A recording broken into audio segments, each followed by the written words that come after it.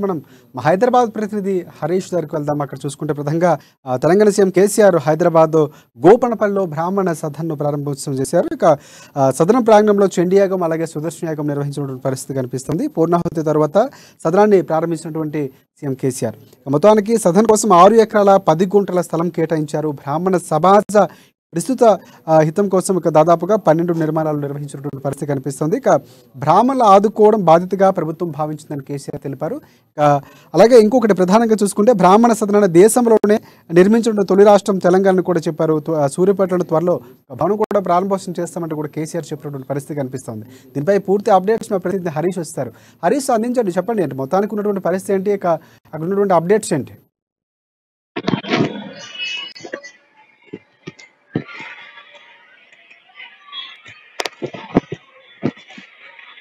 హరీష్, అంటే మొత్తం కేసీఆర్ చూసుకుంటే ఒక్కొక్క దేవాలయాలపై ప్రత్యేక దృష్టి పెడుతున్నారు. ఆలయాల అభివృద్ధి కోసం నిధులు ఖర్చు చేస్తూ ఉండడం, యాదాద్రి మొదలుకొని మన కొండగట్టు ఆంజనేయ స్వామి కానీ ఇక్కడ ఉన్నటువంటి వరంగల్ సంబంధించినటువంటి ఒక్కొక్క దేవాలయానికి కూడా ఆయన ప్రత్యేకంగా నిధులు కేటాయిస్తూ దేవాలయాల హితం కోసం పాటుపడుతుందని చెప్తున్నారు. ఇక్కడ ప్రధానంగా చూసుకుంటే గోపనపల్లిలో కూడా బ్రాహ్మణ సదనం ప్రారంభించినటువంటి పరిస్థితి కూడా కనిపిస్తుంది. దీనిపై పూర్తి అప్డేట్స్ ఏంటి చెప్పండి?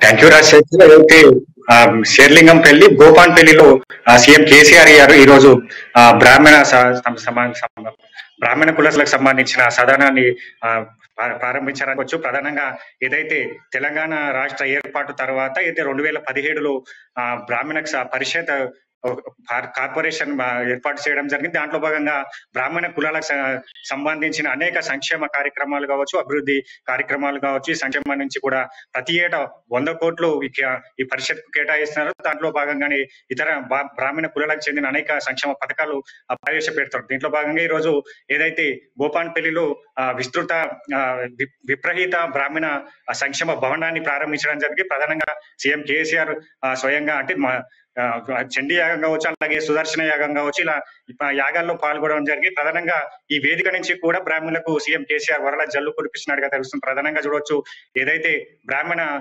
సంబంధించిన ఏదైతే వేద పండితులు ఉంటారో వాళ్ళకు గతంలో ఈ 2500 గౌరవ వృత్తి ఇచ్చేది, దాన్ని కూడా 5000కు పెంచుతూ నిర్ణయం తీసుకున్నారు. గతంలో ఏదైతే 75,000 ఏళ్లు దాటిన గౌరవ వృత్తిగా 75 ఏళ్లు దాటిన వరకు గౌరవ వృత్తి ఇచ్చేది, దాన్ని 25 ఏళ్లకు ఏజ్ రిలాక్సేషన్ ఇచ్చారని చెప్పొచ్చు. అలాగే ఏదైతే ధూపదీప నైవేద్యాల కింద గ్రామాల్లో దేవాలయాలకు సంబంధించిన 6,000 మంజూరు చేస్తుండే, దాన్ని 10,000కు పెంచుతూ కూడా కేసీఆర్ నిర్ణయం తీసుకోవడం జరిగింది. ప్రధానంగా ఏదైతే బ్రాహ్మణకు సంబంధించిన ఈ విప్రహిత సంక్షేమ భవన్ నుంచి కూడా ఈ ధర్మ ఏదంటే ఆధ్యాత్మిక సంబంధించిన రీసోర్స్ సెంటర్ గా పనిచేస్తుంది. దీంట్లో ఏదైతే ప్రభుత్వం 2017లో 6 ఎకరాల 10 గుంటల భూమి కేటాయించడం జరిగింది. దీంట్లో 12 శాఖలకు సంబంధించిన భవనాలను నిర్మాణ దశలో ఉన్నాయి. 3 అయితే కంప్లీట్ గా 3 అయితే పూర్తి స్థాయిలో కంప్లీట్ అయ్యాయని చెప్పొచ్చు. ప్రధానంగా ఈ రోజు ఆ 3 భవనాలను కూడా కేసీఆర్ ప్రారంభించారు. ఏదైతే లైబ్రరీ సమాచార కేంద్రం కావచ్చు, అలాగే బ్రాహ్మణ సదన్ పీఠాధిపతులు ఉండేందుకు పీఠాధిపతుల సదనం కావచ్చు, ఇలాగా 3 భవనాలను కూడా ఈ రోజు ప్రారంభించడం జరిగింది. ప్రధానంగా ఇంకా 12 భవనాలు కూడా పూర్తి స్థాయిలో మరికొన్ని రోజులు అందుబాటులో ఉన్నాయి. అలాగే సూర్యాపేటలో కూడా మరొక భవనం కూడా పూర్తి స్థాయిలో కంప్లీట్ అయిందని చెప్పొచ్చు. అలాగే డిచ్పల్లి కావచ్చు, మిగతా జిల్లాలకు సంబంధించిన గౌరవ బ్రాహ్మణ సంక్షేమ భవనాలు కూడా పూర్తి స్థాయిలో అందుబాటులోకి వస్తాయని చెప్పేసి అందుబాటులోకి రానుండి. ప్రధానంగా ఏదైతే 2017 నుంచి బ్రాహ్మణకు సంబంధించిన అనేక సంక్షేమ పథకాలు కూడా దీంట్లో అంటే 2017 నుంచి సంక్షేమ పరిషత్తు బ్రాహ్మణులకు పథకాలను అలాగే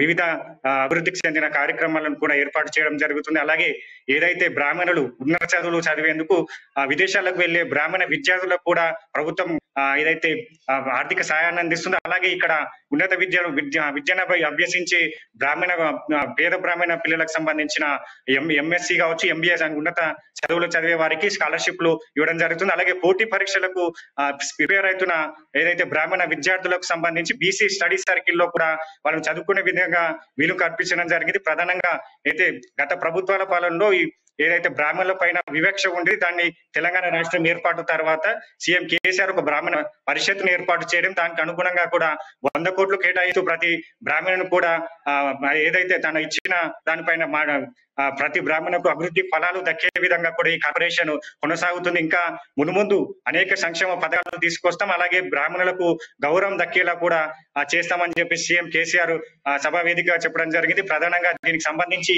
దేశవ్యాప్తంగా ఉన్న ఏదైతే ప్రముఖ పుణ్యక్షేత్రాల పీఠాధిపతులు కావచ్చు, అలాగే వివిధ రాష్ట్రాలకు చెందిన ఆలయాలకు చెందిన ఏదైతే పీఠాధిపతులు కావచ్చు, వీళ్ళంతా కూడా ఈ కార్యక్రమంలో హాజరయ్యారు. అలాగే సీఎం కేసీఆర్ కి సంబంధించి కేసీఆర్ కి వాళ్ళు ఆశీర్వచనం అందించారు. అలాగే అంటే మొత్తంగా ఈ 6 ఎకరాల 10 గుంటల భూమిలో కూడా అంటే ఇంకా 12 నిర్మాణ పనులు కొనసాగుతున్నాయి. అలాగే గురుకుల పాఠశాల కావచ్చు, అలాగే బాలిక వసతి గృహం కావచ్చు, అలాగే పిహెచ్సి ప్రైమరీ హెల్త్ సెంటర్ కూడా ఏర్పాటు చేసే దిశగా కూడా అక్కడ పనులు అయితే కొనసాగుతున్నాయని చెప్పొచ్చు. ప్రధానంగా ఏదైతే ఈ రోజు కేసీఆర్ పలు సూచనలు కూడా వాళ్ళకు చేశారు. ఏదైతే విపరీత సంక్షేమ భవన్ నుంచి కూడా ధర్మ వ్యాప్తి జరగాలి, అనేక రీసోర్స్ సెంటర్ గా ధర్మ వ్యాప్తి ఇక్కడి నుంచి మొదలవుతుందని చెప్పేసి ఒక ఆధ్యాత్మిక భండాగారంగా కూడా విపరీత సంక్షేమ భవనం వర్ధిల్లాలని కూడా సీఎం కేసీఆర్ సందేశాన్ని ఇచ్చారు. ప్రధానంగా చూడొచ్చు దీనికి సంబంధించి అదే అనేక ఇక్కడ